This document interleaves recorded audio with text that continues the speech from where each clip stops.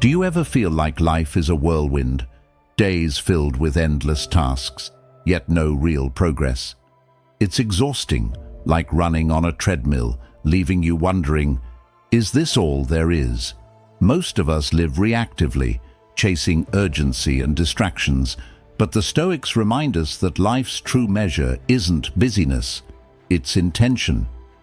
Habits are the foundation of intentional living, shaping who we become. As Epictetus said, first say to yourself what you would be, and then do what you have to do. The habits we'll explore today are a roadmap, not quick fixes, but tools to align your actions with your values. Whether you're starting fresh or stuck in the grind, these habits can help you reclaim your power, live purposefully, and discover the life you've been searching for. Let's begin. Habit 1. Be proactive. Have you ever noticed how much we blame the world around us when things go wrong? The weather ruins our plans, a rude coworker puts us in a bad mood, or unexpected traffic makes us late. And somehow, it feels like the universe is conspiring against us. But here's a question worth pondering. What if the problem isn't out there, but within us? What if, as the Stoics believed, our real power lies not in controlling what happens to us, but in how we respond to it? This idea of reclaiming control over our reactions is at the heart of being proactive. Life will throw curveballs, delays, disappointments, difficult people. But here's the thing. None of these have the power to derail you unless you let them. And that's what being proactive is all about. It's about realizing that while you can't control the events of the world, you are the master of your mind, your emotions, and your actions. Let's break this down with something we all encounter daily: other people's behavior. Imagine you're in line for coffee and someone cuts in front of you. Instantly, your blood starts to boil. You're thinking, who does this person think they are? Now, at this moment, you have a choice. You can let that frustration take over, ruining not just your coffee run, but your whole morning. Or you can pause, take a breath, and remind yourself, this is not worth my peace of mind. That moment of pause is where the magic happens. The Stoics called it the space between stimulus and response, and it's where our power to choose lies. Let's take this a step further. Being proactive isn't just about managing your reactions, it's about taking initiative. Highly effective people don't sit around waiting for life to happen to them. They create opportunities. Think of it like being the captain of a ship. The seas might be rough, but a proactive captain adjusts the sails and keeps moving forward. In contrast, a reactive person simply complains about the weather and lets the waves toss them around. The difference? One focuses on what they can control, while the other fixates on what they can't. So how do you practice being proactive? Start small. The next time something doesn't go your way, a late bus, a snarky comment, an unexpected expense, pause. Ask yourself, is this worth my energy? More often than not, the answer is no. Redirect your focus to what you can control. Can you plan your schedule differently? Can you communicate more clearly? Can you shift your mindset to see the challenge as an opportunity? And don't forget to prepare. A proactive life isn't built on winging it. It's built on intentionality. Start your mornings by setting an intention for the day. Think of it as laying the foundation for how you'll respond to whatever comes your way. Reflect on the Stoic idea of the dichotomy of control. Focus on what's within your power, your thoughts, actions, and attitudes, and let go of what isn't. Habit 2. Begin with the end in mind. Have you ever felt like you're constantly busy, but not really sure if you're doing the right things? Like you're checking off tasks, running errands, and meeting deadlines, but somewhere deep down, you're wondering, what's the point? It's so easy to get caught up in the hustle of life that we forget to step back and ask ourselves, where am I actually going? The Stoics had a word for this: telos, your ultimate purpose, the reason behind the things you do. They believed that without a clear sense of direction, even the busiest person can waste their life chasing the wrong things. This brings us to the idea of beginning with the end in mind. Imagine life as a journey. If you don't know your destination, how will you know which roads to take? It's like setting out on a hike without knowing where the trail ends. You might wander around, see some interesting sights, but you'll never feel the satisfaction of reaching a peak or seeing the view you came for. The same applies to life. Without a clear vision of what you're aiming for, it's easy to spend your days chasing distractions instead of building the life you truly want. When you start with the end in mind, everything changes. Decisions that once felt overwhelming become clearer. Should you take that new job? Should you invest your time in a particular relationship? Should you buy that flashy car? Instead of making choices based on what's popular or easy, you align them with your ultimate vision. And let me tell you, this alignment is where real power lies. Epictetus put it perfectly. First, say to yourself what you would be, and then do what you have to do. But how do you figure out what your end looks like? Start by asking yourself some deep questions. What are your core values? What kind of legacy do you want to leave? Who are the people you want to grow alongside? These aren't questions you answer in 5 minutes. They take reflection, journaling, and maybe even a few long walks to really sink in. But once you start exploring them, you'll notice a shift. Your priorities will begin to align with your purpose, and your actions will feel more intentional. One of the most powerful tools to help you stay focused on your vision is creating a personal mission statement. Think of it as a compass, a short, clear declaration of what you stand for and where you're headed. It could be as simple as, I live to grow, to serve others, and to find joy in the small moments. Or it could be more detailed, outlining your goals for your career, relationships, and personal growth. The point isn't to write something perfect, it's to create a guide that helps you stay on course when life inevitably throws you off track. Living with the end in mind also helps you say no to things that don't serve your purpose. We're constantly bombarded with opportunities, requests, and distractions. Without a clear vision, it's tempting to say yes to everything, fearing we'll miss out. But when you know what you're working toward, it becomes easier to recognize what's a distraction versus what's essential. As Seneca wisely said, it is not that we have a short time to live, but that we waste much of it. Habit 3. Put first things first. Have you ever felt like your to-do list is running your life? You wake up, glance at all the things you need to do, and immediately feel overwhelmed. So you start tackling the easiest tasks first, just to feel like you're making progress. But by the end of the day, you realize you've been busy, so busy, but you didn't get to the stuff that really matters. Sound familiar? You're not alone. Most of us are living in survival mode, putting out fires and handling whatever feels most urgent. But here's the problem: urgency often crowds out importance. This is where the habit of putting first things first comes in. Think of your life like a jar. The important things, your health, your relationships, your personal growth, are the big rocks. The less critical stuff like emails, errands, and social media is the sand. If you fill your jar with sand first, there's no room for the rocks. But if you put the rocks in first, the sand can fill the gaps. The big rocks need to come first, every single time. The Stoics understood this intuitively.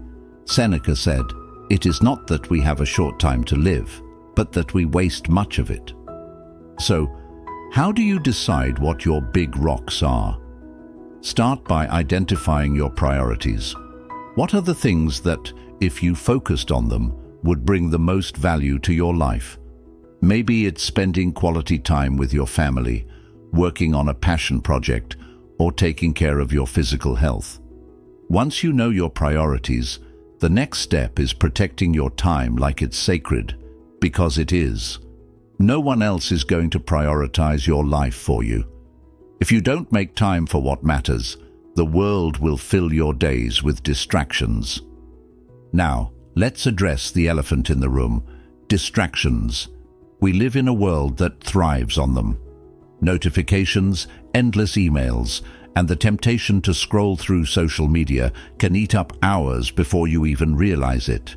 The Stoics would see these distractions as a form of proheresis, losing control over your ability to choose wisely. To them, the key was focusing only on what aligns with your higher purpose. Epictetus said, "Make the best use of what is in your power and take the rest as it happens." That means choosing to focus on what you can control, your actions and your time, and letting go of everything else. And here's the thing: putting first things first requires saying no, a lot. No to extra obligations, no to interruptions, no to things that don't align with your priorities. It's not easy, but it's liberating. When you say no to what doesn't matter, you create space for what does. Remember, every yes is a no to something else. Seneca put it perfectly: he who is everywhere is nowhere. Don't forget to schedule downtime. Rest isn't a luxury, it's a necessity. The Stoics understood this too. They believed in balance and the importance of recharging so you could face life with clarity and strength. As you plan your priorities, make sure to include moments of reflection, relaxation, and renewal. These aren't wasted time. They're what allow you to keep showing up for the things that matter. Habit 4. Think win-win. Let me ask you something. When you approach a negotiation, a disagreement, or even just a casual conversation, what's your mindset? Are you aiming to win at all costs, to get the upper hand? It's tempting, isn't it? After all, we're taught from a young age to compete, to come out on top. But here's the thing: when one person wins and the other loses, what's left behind? Frustration, resentment, and most often, missed opportunities for real connection. The Stoics, with their deep understanding of human nature, knew this approach was flawed. Seneca wrote, "What difference does it make how much you have? What you do not have amounts to much more." The lesson? True success isn't about taking more, it's about creating value for everyone involved. That's where the win-win mindset comes in. It's about shifting the way we think, from competition to collaboration. Instead of focusing on what you can get out of a situation, you ask, how can I create an outcome where everyone feels valued? This isn't just about being nice or avoiding conflict. It's a powerful strategy for building trust, fostering relationships, and achieving results that are sustainable over the long term. Now let's address the elephant in the room. Some people hear win-win and assume it means giving up what you want to make others happy. But that's not what we're talking about. A win-win mindset doesn't mean sacrificing your needs. It means finding solutions that work for both sides. It's about saying, your success doesn't threaten mine. That shift in thinking is incredibly liberating. When you stop viewing others as competitors and start seeing them as partners, opportunities multiply. But let's be real, thinking win-win isn't always easy. Ego gets in the way. We want to prove we're right, to feel like we've won. This is where Stoicism can be a game changer. Epictetus taught, it is impossible for a man to learn what he thinks he already knows. A win-win mindset requires humility, the ability to set aside your ego and truly listen to the other person. It's about seeking understanding before seeking agreement, which is easier said than done, but incredibly powerful when practiced. So how do you cultivate this mindset? Start by shifting your perspective. Instead of asking, "How can I get what I want?" ask, "What's the best outcome for everyone involved?" Then, practice empathy. Put yourself in the other person's shoes and try to see the situation from their point of view. What do they want? What do they need? When you approach a conversation with this level of understanding, you'll find it easier to build trust and create solutions that work for both sides. Another key element is communication. Be transparent about your intentions and invite others to do the same. If you're negotiating, for example, be upfront about what you value and ask them to share their priorities. Often you'll find that what matters most to each person isn't in direct conflict. It's just a matter of aligning your goals. Habit 5. Seek first to understand, then to be understood. Have you ever been in a conversation where you felt like the other person wasn't really listening? Maybe you were pouring your heart out and they interrupted with advice you didn't ask for, or worse, they turned the conversation back to themselves. It's frustrating, isn't it? But here's the kicker. We've all been that person at some point. We think we're listening, but we're really just waiting for our turn to talk. It's such a common trap that most people don't even realize they're doing it. The Stoics, however, would have seen this as a missed opportunity. They believed that true wisdom begins with understanding others, not imposing your own opinions. Epictetus once said, "We have 2 ears and 1 mouth so that we can listen twice as much as we speak." Most of us listen with one goal in mind: to respond. Even when we're quiet, our brains are working overtime to craft the perfect reply, rebuttal, or piece of advice. But that's not real listening. Real listening, what we might call Stoic listening, requires presence. It demands that you set aside your own agenda and focus entirely on the other person. Marcus Aurelius captured this idea perfectly. When someone is properly grounded in life, they shouldn't have to look outside themselves for approval. When you're secure in yourself, you don't need to dominate a conversation or prove your point. You can simply listen. Here's where the magic happens. When people feel heard, they naturally open up. Think about the last time someone truly listened to you, not just nodded along, but really made an effort to understand what you were saying. Didn't it feel amazing? That's because being understood is a universal human need. When you meet that need for someone else, you create a safe space for collaboration, growth, and even resolution of conflict. Now, this doesn't mean you should be a passive participant in conversations. Seeking to understand isn't about letting others talk endlessly while you nod politely. It's about engaging with empathy and curiosity. Ask open-ended questions like, "Can you tell me more about how you're feeling?" Or, "What do you think would make this situation better?" These questions show that you value the other person's perspective, and they often lead to insights you wouldn't have uncovered otherwise. Another key aspect of this habit is recognizing nonverbal cues. People communicate far more than words can convey through their tone, body language, and facial expressions. The Stoics often emphasize the importance of observing others with clarity and objectivity, free from judgment. Epictetus might have said, "Do not merely listen to their words, but seek the intention behind them." In today's terms, that means paying attention to what's left unsaid. Does the person seem anxious, defensive, excited?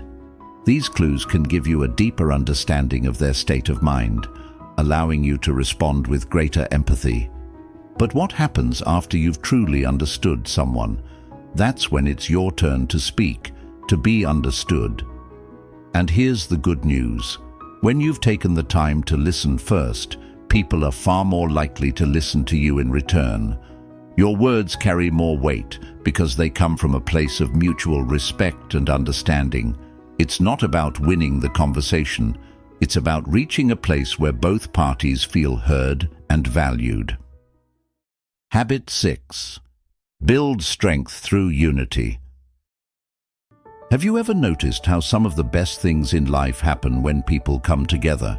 Whether it's a brilliant idea born from a team brainstorming session or a family working through challenges to grow closer, there's something powerful about collaboration. But here's the catch. Working with others isn't always easy. Personalities clash, egos get in the way, and sometimes it feels simpler to just do everything yourself. Still, when we isolate ourselves, we miss out on something extraordinary. The Stoics understood this deeply, teaching that humans are inherently social beings, designed to thrive through cooperation. Marcus Aurelius wrote, "What brings no benefit to the hive brings none to the bee." In other words, when we work together, we all flourish. This idea is the essence of synergy, the principle that the whole is greater than the sum of its parts. Think of it like baking a cake. Flour, sugar, eggs, and butter on their own are fine, but mix them together and you create something completely different and far more delightful. Synergy works the same way in our relationships, teams, and communities. It's not just about adding our strengths together, it's about creating something new and better through cooperation. But here's the thing, synergy doesn't happen by accident. It requires an open mind and a willingness to embrace differences. And this is where most people struggle. We're naturally drawn to people who think like us, who share our perspectives, and who don't challenge our beliefs. It's comfortable, but it's also limiting. The Stoics would challenge us to step out of this comfort zone. Epictetus taught, "It is impossible to begin to learn that which one thinks one already knows." True synergy begins when we recognize that others' strengths and viewpoints, even when they differ from our own, are opportunities for growth. Of course, synergy requires a certain mindset. First and foremost, it demands humility. You have to be willing to admit that you don't have all the answers and that other people's ideas have value. This can be tough, especially when you're confident in your abilities. But as Seneca wisely observed, there is no one so perfect that they cannot learn from others. Humility opens the door to collaboration, creating space for others to contribute their best. It also requires trust. When you work with others, you're putting part of your success in their hands. This can feel risky, but trust is the foundation of any synergistic relationship. The Stoics understood this, emphasizing the importance of justice, treating others fairly and with respect. When you trust others and show them respect, they're more likely to bring their full selves to the table. And that's when true synergy happens. So how do you foster synergy in your daily life? Start by practicing active listening. When someone shares an idea, resist the urge to judge or dismiss it. Instead, ask questions, explore their perspective, and look for ways their strengths can complement yours. Approach disagreements as opportunities, not obstacles. And most importantly, stay curious. Curiosity keeps you open to new possibilities and helps you see challenges as puzzles to solve together. Habit 7. Sharpen the saw. Have you ever felt like you're running on empty? Maybe you've been working non-stop, juggling responsibilities and pushing yourself to the limit. At first, it feels productive. You're getting things done, meeting deadlines and checking off tasks. But over time, the cracks start to show. You're tired, your focus is slipping, and even the simplest things feel overwhelming. It's as if you're trying to chop down a tree with a dull axe. No matter how much effort you put in, the results just aren't there. The Stoics would see this as a warning sign, a reminder that even the strongest among us need to take care of the tools we use to navigate life, our minds, bodies, and souls. Let's break this down into 4 dimensions, starting with the physical. Your body is the foundation of everything you do, and yet it's often the first thing we neglect. We skip meals, skimp on sleep, and tell ourselves we'll exercise later. But here's the thing, when you take care of your body, you're not just improving your health, You're enhancing your ability to think, work, and connect with others. Regular exercise, nutritious food, and quality sleep aren't luxuries, they're necessities. Even the Stoics, who valued discipline, recognized the importance of physical well-being. Epictetus said, "Wealth consists not in having great possessions, but in having few wants. This includes taking care of the body's basic needs so it can support a life of purpose." Next, let's talk about mental renewal. In today's world, our minds are bombarded with information, emails, news, notifications, endless to-do lists. It's no wonder we feel overwhelmed. Sharpening the mental saw means creating space for focus and growth. This could mean reading a book that inspires you, learning a new skill, or simply giving yourself time to think without distractions. The Stoics believed in the power of reflective thought. Marcus Aurelius, for instance, used his journal to clarify his values and work through challenges. He wrote, "If you are distressed by anything external, the pain is not due to the thing itself, but to your estimate of it. And this you have the power to revoke at any moment." Taking time to reflect sharpens your ability to respond wisely to life's challenges. The emotional dimension is equally important. Life's demands can take a toll on our relationships and emotional well-being if we're not careful. Sharpening this part of the saw means nurturing connections with others and practicing self-compassion. The Stoics emphasized the value of relationships, understanding that humans are social creatures by nature. Marcus Aurelius reminds us, "When you arise in the morning, think of what a privilege it is to be alive, to breathe, to think, to enjoy, to love." Gratitude and connection help restore emotional balance, making us more resilient in the face of stress. Finally, there's spiritual renewal, the dimension that ties everything together. For the Stoics, this was about living in alignment with your principles and recognizing your place in the larger order of things. It's not necessarily about religion, but about purpose and meaning. When was the last time you paused to reflect on what truly matters to you? Whether it's through meditation, prayer, journaling, or simply sitting in nature, spiritual renewal gives you the clarity to focus on what's most important. Thank you for being a part of Stoic Journal. If you found value in this, take a moment to watch one of the suggested videos on your screen. It's the next step in your journey toward a more intentional and meaningful life.